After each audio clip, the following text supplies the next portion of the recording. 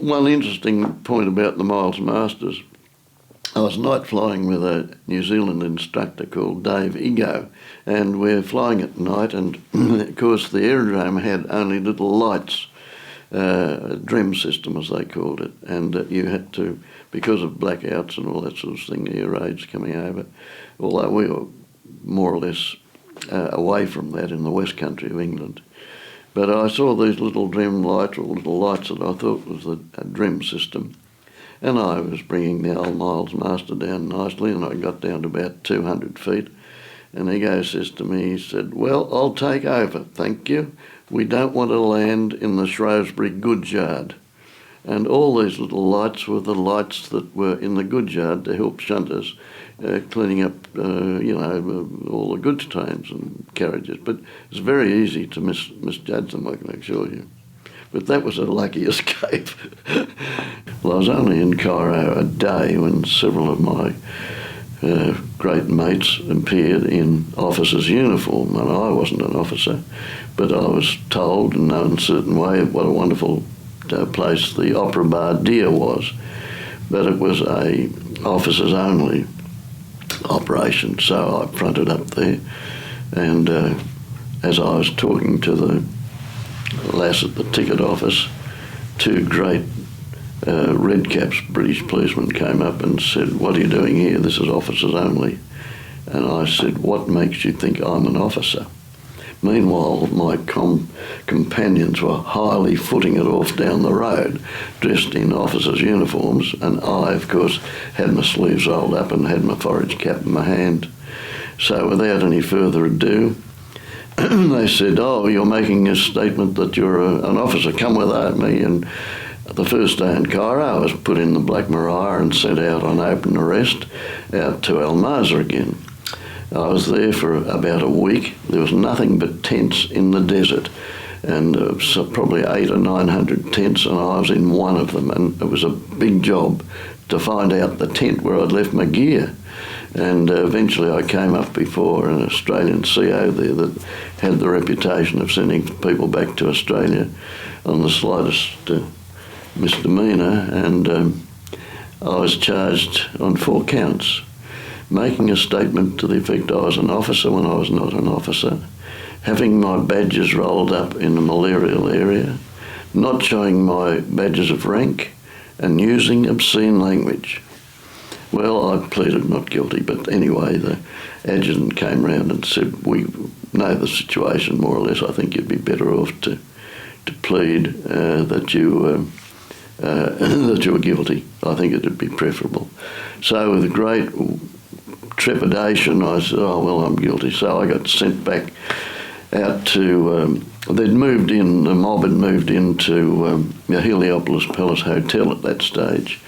So they'd all come into the hotel, maybe 300 or 400 that were there, and I came in, the last one, into this magnificent hotel, enormous hotel, the Heliopolis Palace.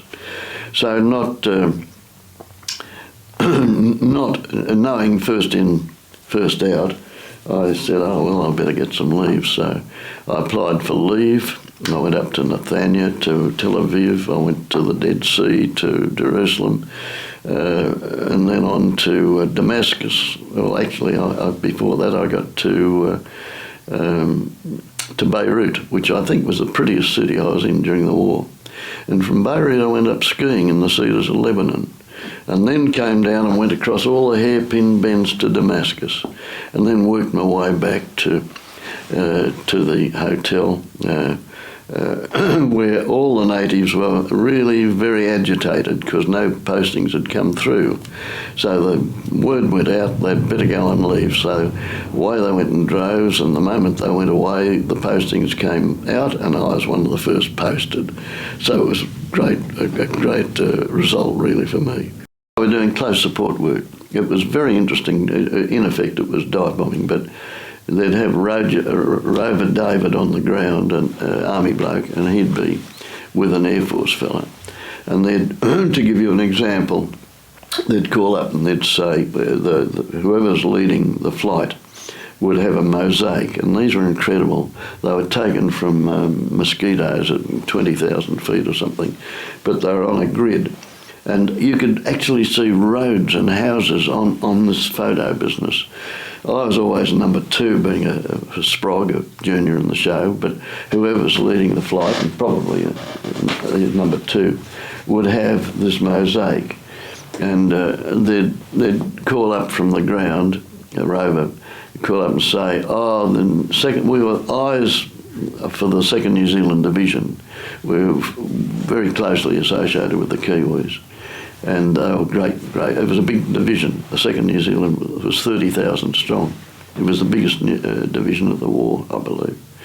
But they'd call up and they'd say, you see K7, and whoever's leading would look across and say, it looks like a white place. Yes, there's an 88mm gun in the back room of that place on the southern room. That's holding up the advance of some platoons of 2nd New Zealand Division. You'd hear this over the RT. Or my job was looking around to make sure no one's behind us, but there weren't any enemy aircraft in the air at that time. So anyway, the bloke would see it and he'd say, right, I've got it.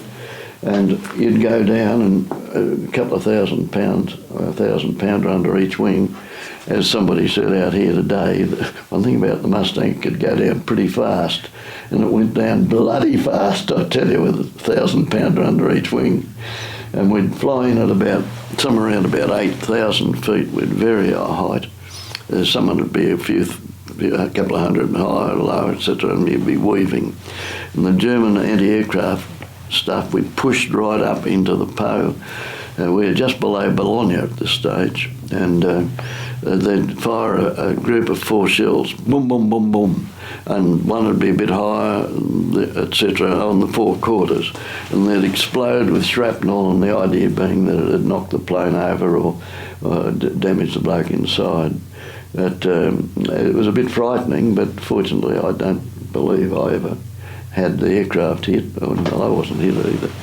Anyway, you'd wing over and just follow this bloke down. He'd been picking everything up from the ground, and you'd get an idea. If you saw a white house, you'd say, well, that's about where we're aiming it. So down you go. But you had to be pretty careful, because you go down at such a hell of a speed, you want to be thinking of pulling out at not less than 3,000 feet, because it'd probably take 1,500 to come out, and then you'd go one way and he'd go another.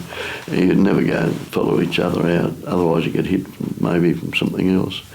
But we were only 8 miles from the bomb line, and we could go up and be back on the ground in 25 minutes, and having dropped some eggs on whoever you thought it was appropriate.